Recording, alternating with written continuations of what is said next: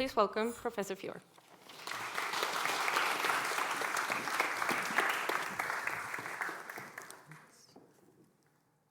So thank you very much. So its value, and particularly as a space for more than one thing at a time, and why that is important. So this quote from Catherine Schonfield describes the public realm as where we experience democracy. Currently, there's a lot of discussion about the importance of ensuring that you don't only operate online, and the value of nature, being outside, connecting, but there's also another and very important role, which is that give and take. And so when Catherine talked about the idea of experiencing democracy, was the necessity that we continuously negotiate space for ourselves, but also respecting space for others. I think it's important to remember that public space doesn't just come into being. It's made by both proclamations and regulations, but also by use. Habits are imprinted and in turn make invitations for others. And this can last for centuries alongside the rhythms of passionate protection for spaces when they're under threat. Every city and conurbation has its own examples, but the places I'm going to talk today are in walking distance of this hall. And so those of you who are watching this from far away online might start taking your own walks, both from where you're watching this, but also there's opportunity of seeing where Gresham sits. The black dot is where we are now, so just sitting on the very edge of the city's boundary. What are the challenges to a rich public realm? Somewhere which through use, you can own it for the time you're there and negotiate that with others. And how do you protect it? Use does give you that feeling of belongings. I won't be exhaustive, but these are some of the ways that the creation of public space can go wrong. Number one, intentional emptiness. Number two, regulations. And number three, source of revenue, seeing spaces as a source of revenue. So the first is intentional emptiness. This is the base of what's called the gherkin. And here, the territory which is owned by the building owner is deliberately kept empty so that the object building has no visual interference around it. There is effectively a cordon sanitaire so that it can be appreciated in all its might. It's also interesting that the materials that are used are ones that won't change. So neither age nor use can really interfere with that first preconception of its coming into being.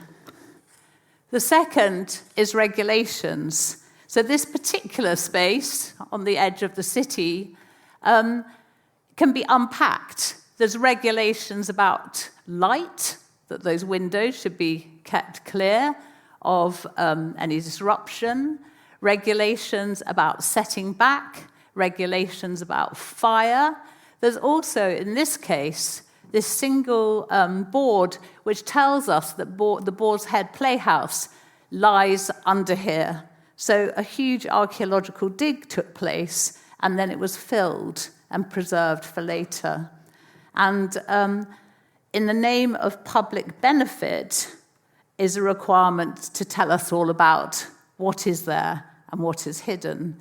There's also a bench and probably a requirement for these trees and that planter. So the idea that we can, a single image or a single place, not just happening by accident, but becoming into being for all these invisible ways. The next is footfall. This idea that there's value in the people that move around the city because they bring with it the possibility of revenue to the owned spaces that lie at ground floor level. This is Broadgate in the city, which was first designed and promised as an open space, and which was the first site of an ice rink in London. It has now been segmented so that the buildings at ground floor each extend and take up that territory for trade. Efforts have been made to try to have spaces full of life, inclusive, inviting, eventful, welcoming, and the Greater London Authority spent a number of years putting together a charter with 8 principles for success. It was intended with the idea of this give and take of rights and responsibility for users, owners, and managers of new public spaces, and it hasn't been taken up. So I think that question of how are spaces made, I'm going to try to begin to sort of give some ideas about how that might happen. And I have to say, the invitation to talk here, I was asked, why do these new spaces in the city look as they do?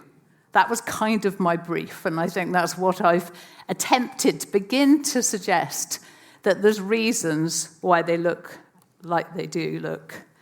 Going back to our map, where the red line is the city boundary, and looking east, there on the east by Aldgate Station is the only state-maintained primary school, Aldgate School. And here it said that a sign of a healthy city is the presence of people of all ages, and particularly children. They're seen as almost canaries of success. And so what was there before was a road. The red brick building is that same facade we see up on the right. And a project by the City of London rerouted the road and filled it in. And it's interesting to stand there and witness what looks like kind of expectations of everyday life. But the city doesn't have that many children living in it. And this isn't an accident. An ex-chief planner described how, with deliberation, they made a decision to not have family housing and instead encourage bars and nightlife. The not having family housing meant it was less likely to have people who would complain, and he believed that the way to bring international banks to the city was to make it this exciting place for young people without dependence. And I think that that's important to realize that policy at that scale determines what we see in our public spaces. The other word to think about, which I'll mention again, is this idea of adjacency. Rather than having to have, pop-up markets and other activities, in fact, if you can bring the space to sit against the activity in use, then the activity of that building will spill into the space made for it. So, rights of use. I am not a historian, but I am going to start with historical examples, because I think we can see how there's patterns which keep repeating, and perhaps when those of you who are here see something changing in your neighbourhood, you might look back in order to look forward. So this is a drawing of Moorfields, again, not far at all to walk to. And this was an area of open ground which was protected for use, for the rights of use.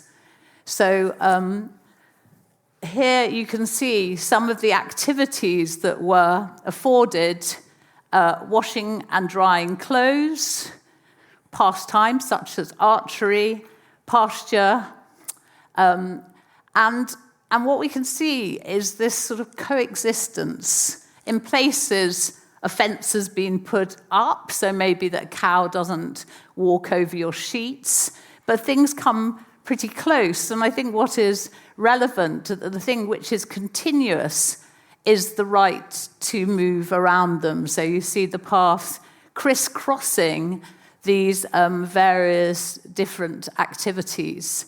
And so that the idea the commons isn't a free-for-all, it's a series of different rights of use coinciding with the right to move across the space.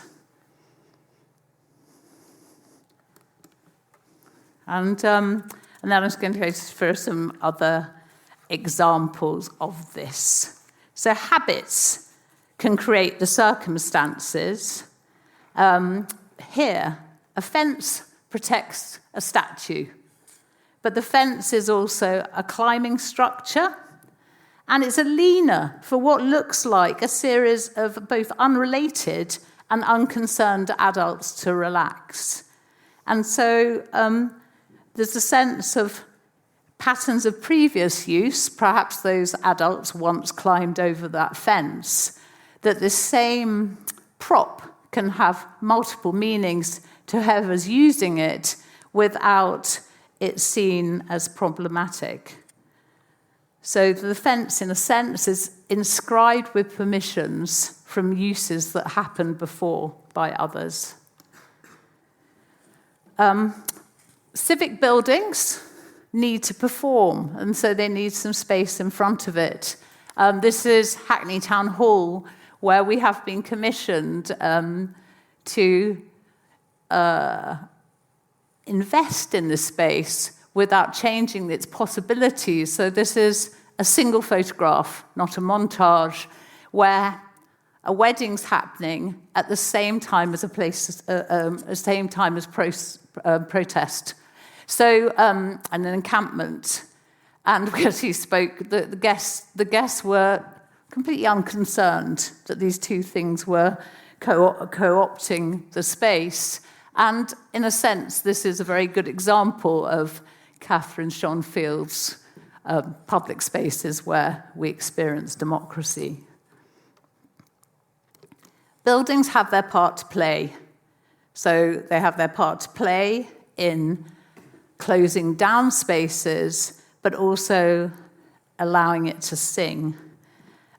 This is two stills from the film Mon Oncle, where Hulot moves into a modern building and discovers that if he adjusts the plate glass window, there's a point when the sun hits it, bounces onto the bird cage, which is normally in shadow, and the bird starts singing.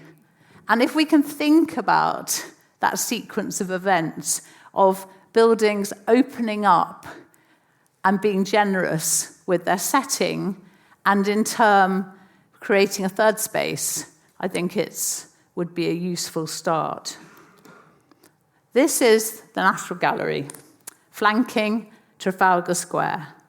Along its edge is a strip of grass, and at the back is backed with figs, a fig vine. If you climb up onto that grass, you can actually see some figs growing in the summer. It was not presented as a space for use. It's rather a setting for the building to rise out of.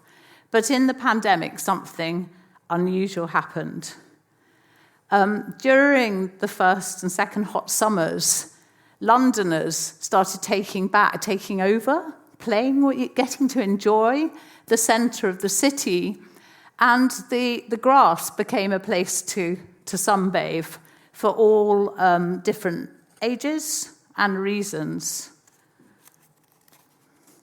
Interestingly, even though the building was locked, it was still staffed by guards taking care of it. And I watched this. Now and again, they'd come out if anybody was getting up to anything untowards.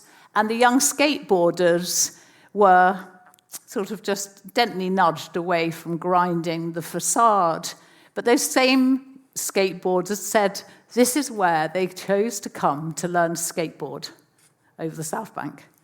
Because suddenly the guards were not just limiting what you did, but enabled them and made it this beautifully paved and smooth surface, a safe place to practice adulthood and skateboarding. So boundaries are continuously tested and negotiated. So Lincoln's Inn Field, so another field after Moorfield, was used both for, and this is very close to where we stand now. I think I'll say 5 minutes. Was used both for pasture and to take the air. The first people to advocate for it were the immediate neighbours, namely Lincoln's Inn. And if we think about adjacency and the power of adjacency, the benign guard who enables skateboarding to happen, the school that's able to open its doors, and for social life to happen after school time, here we have the lawyers arguing for the protection of the fields that they like to walk in. And so thinking of who your neighbours are. I think what's very particular is this moment, the turnstile. So this place for pasture and for pastime is enabled by the turnstile that allows you to walk in and stops the cows coming out, the first paths moving across that pasture, and a territory which was continuously negotiated. The first houses were allowed to be built if protection was given to the open space, and each 100 years more houses are built, the space begins to form. So it's not that it starts with a square, it's rather the buildings as they make its edges form the square. And over time, as the houses were built, the everyday activities, more or less well-behaved, including things such as executions and other rowdiness, become a problem. The more houses there are, the more concern about these public's activities. And so this next set of relations of the buildings start demanding that the space they look out at is their right to peace, perhaps. And so an enclosure is made. And this thought about that relationship between tidying up, I mean, in the case of Lincoln's Inn, as the buildings were built around it, the space became something of a building site, and then it was tidied away. In the case of the Mile End Waste over in East London, the site of ad hoc markets and of demonstrations was tidied up by both having its railings put around it, but also the argument that it needed to be beautified. So the idea of cultivation becomes ordering and limiting. So Lincoln's Inn Fields got its railing, and it became less used, that once it was contained, those houses weren't seen out every day, either grazing cattle or taking walks. And it was at this point that Octavia Hill and others started arguing for the need to cross that fence, to open up spaces. The idea that open spaces without people were wrong. And she did it in a clever way, which is always a good way of getting your own way, which is to do it incrementally, making small requests to first just have day-long activities in some of the London squares. So the pictures behind me are from left to right. There was both flower shows in Russell Square, but also in Lincoln's Inn Field, and whose heart, a little tear would come to all our eyes to see a little ruffian coming with a pot of flowers, sort of acceptable behaviours for our shared spaces, and poor children being taken into the fields, into Lincoln's Inn Fields, for the day. to have the chance to find a moment around amongst nature. It was this incremental testing of possibilities by using it, giving a snapshot of an alternate universe of publicness, which piece by piece enabled Lincoln's Inn to become a public space as it is now. It's interesting that that fight around boundaries continued, and that in the 90s, the railings became higher because there was such a lot of rough sleeping and tents, and gates were erected. So there we see hundreds of years of this push and pull over what is public space for. This renaming, and the renaming through planting, of this idea of a counterposition to control through containment and gardens, to taking trespass through planting. If one move is the little child holding their prized bloom, another is the example of, whether it's called guerrilla gardening or in the case of New York, a disused lot being taken over first by flower bombs by the artist Liz Christie, and then becoming precious, and so in becoming precious, becoming protected. So now, after all that, I suppose I'm going to talk about perhaps a continued tradition in our own work. So I am one of the founding partners of Muff Architecture Art. We've been working for a number of decades, including at various points where public space is not invested in. And when it is invested in, there is no money for maintenance. Most of our commissions are local authorities, but sometimes they are private developers, and the sites that we make sit in landscapes that do not belong to local authorities, but which are named as public realm, which people can use. So I'm just now going to go through a few examples, and perhaps afterwards we can see in what way have we, by designing for a precision of use. And I think at that moment I look back to those first slides, the examples of emptiness, or the regulated space where nothing can change, so the initial investment doesn't require anything more of local authority or of building owner, or is there something other than privatizing to give specificity? And I suppose our belief is that the bespoke actually makes space for the universal. So I'm going to start with Outer Valley Park, just to the east of Aldgate, and again, the city. It was named Outer Valley Park after Outer Valley, who was a garment worker who was murdered in a racist attack. It had previously been a burial ground, and it should be noted that alongside the more temporal activities of Octavia Hill, she also identified the unused spaces which could become of public benefit, and it was particularly unused burial grounds. So Outer Valley Park had been a burial ground. It was a site of the original White Chapel, and then a site of another further 3 churches which were demolished.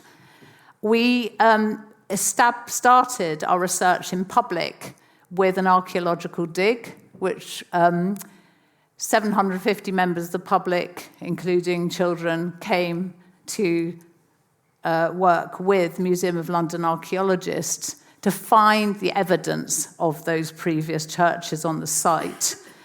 It also should be noted that in the corner was a structure which, before I knew what it was, I thought it was a piece of public art, but in fact is a 1/3 replica of the Shahid Munir monument, which sits in Dhaka and is a monument to the secular martyrs for the Bengali language poets. On the 21st of February, at midnight, people come and bring wreaths to it. So our work here was both making visible the past of this site and its particularities, and honouring them with new settings. And so here in this image, you can see both the white stone is the fragments of the original Whitechapel, and the green, which you can see at the top corner, is actually part of the profile, the edge of one of the churches on the site, which becomes an elevated park deliberately at 45 centimetres, which is the height of a chair. So it allows for comfortable sitting, but it also allows for special moments like that 21st of February where people queue to bring pay their respects, and also that long tradition of protest can come about, and the place to sit becomes the place to stand. My second example is the idea of a building which can interact with its setting and give something to it. So this is the Brixton Recreation Centre, a building from the 80s. And what we tried to do, our commission was a refurbishment project, was to honour its relation to its neighbourhood. Our contribution, a partial refurbishment, new spaces for community organisations, new lighting, new windows. Whoops, sorry. And so the idea, the lighting of the building lights the street. It was an extremely dark street. The lighting of individual shops and giving them their own signs celebrates them. Local activists had protected the signage which had been taken off previously, 10 years previously, and put in skip. They'd taken care of it for 10 years, was replaced. And the new openings into that brick wall deliberately just make space for someone to stand out of the rain. So that the idea that a building can have that give and take, if we can get back to the window angled to let the birds sing. Next is thinking about supporting coexistence. So here I'd refer back to the turnstile that keeps the cows in, but lets you come and go. And here, this is a project in Dalston. Gillette Square is somewhere where many people gather, people who in other parts of London might get moved on. There's a recognition of great peer-to-peer support. And one of the organisations who sit on that square, providing both surveillance but also activity as a place of everyday meeting, but big festivals, wanted to make space to play. And so normally that's not seen as something that really is so compatible, street drinking, say, and children playing. And here what we introduced instead of the turnstile was a mirror container of loose parts play that 3 times a week in summer, there's a play worker who with the children brings the play out, and they take up territory that can then move in. Thinking about embedding use before you build. You know, how do you give those rights to the city? So this is Ruskin Square. This is one of those examples of a privately owned speculative project, a master plan originally by Foster's, and an empty site where all the buildings and perhaps all the potential resistance have been removed and is ready for use. The only thing in place was a chestnut tree, and this was a project amongst many of I've shown where we collaborated with JNL Gibbons, thinking about that the inhabitants' spaces are not just people, they're also trees and plants and soil. So that was the site by East Croydon Station, and it had been named Ruskin Square, because that's the first thing you do. You empty the ground, and it needs an identity. John Ruskin had a connection. Grandmother had a pub there. And so we were able to draw on John Ruskin, since a commitment had been made, to think about how to build a design for this place. And we were able to take the quote, better get it right, which was no wealth but life. The idea that use has value. So the first thing we did was find ourselves some clients. Because how do you design just for a public? And our clients in this case were the Refugee Council and the young Afghani men for whom cricket, rather than football, was their everyday sport.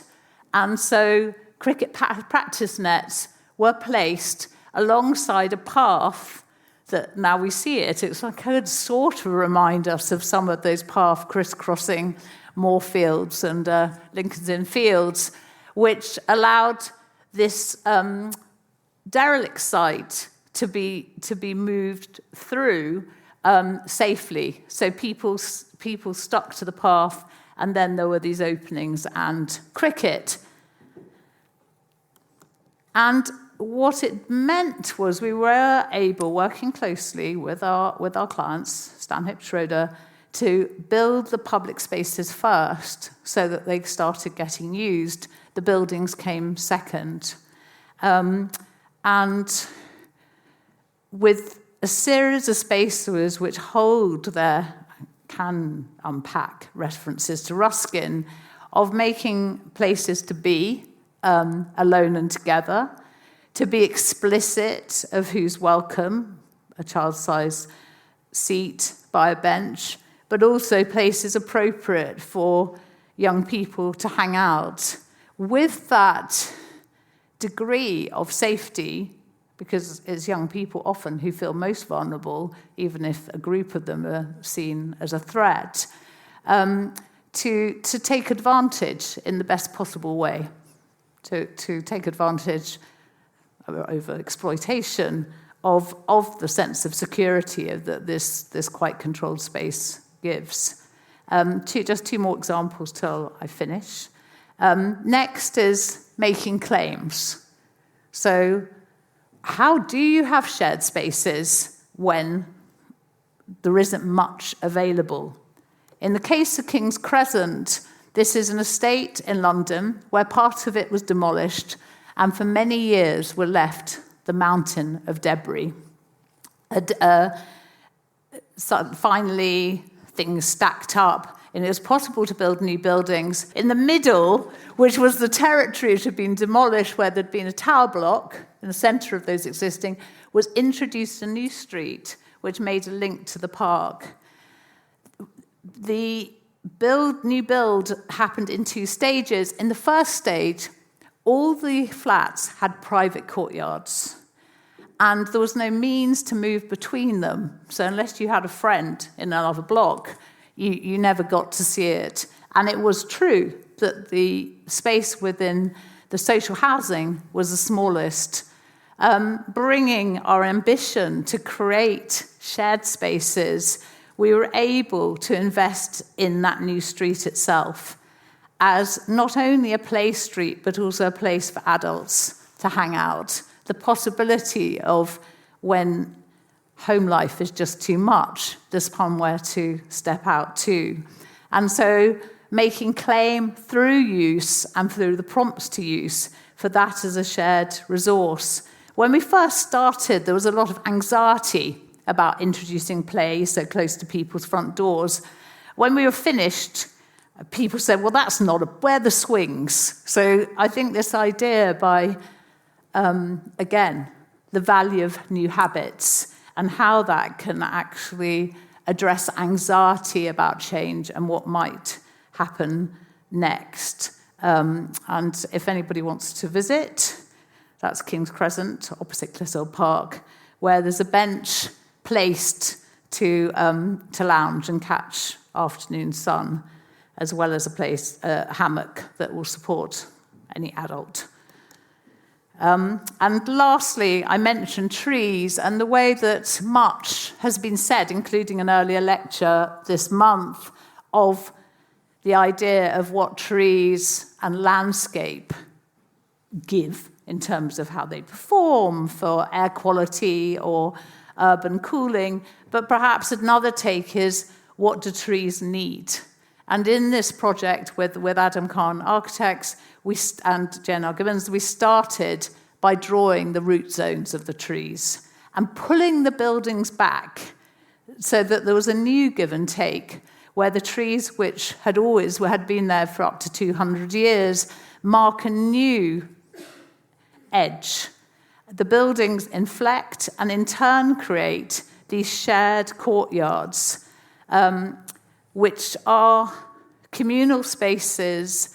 There's maisonettes with up to 5 bedrooms and front doors which open out into them. So, and I think that this idea of prediction, there's 12 different bridges across this new channel with tree planting, which in time will also bring privacy and aspect, but also places for adults to, again, step out of the interior and bring something to the street. So in order to bring this richness and to answer my host of why do spaces look like they do and how might they change, I suppose number one is to value use, to design from use and users that you don't have to go for this idea of a neutrality and an avoiding of risk, to consider adjacencies which can be generous neighbours, and remember that from the particular comes the universal. Thank you.